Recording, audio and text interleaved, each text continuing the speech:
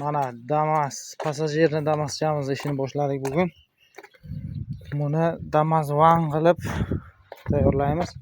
Mana laboylar hammasini o'chib oldik. Mana eshiklarini o'chib olib, mana bunaqa rezina shishani joyiga qo'yiladigan. Bizim detallari bo'shalarni hozir o'rnatamiz. Mana oldingi germetikka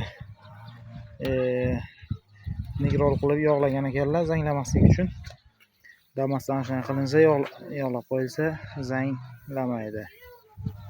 Bunga hozir biza mana shu narsani o'rnatib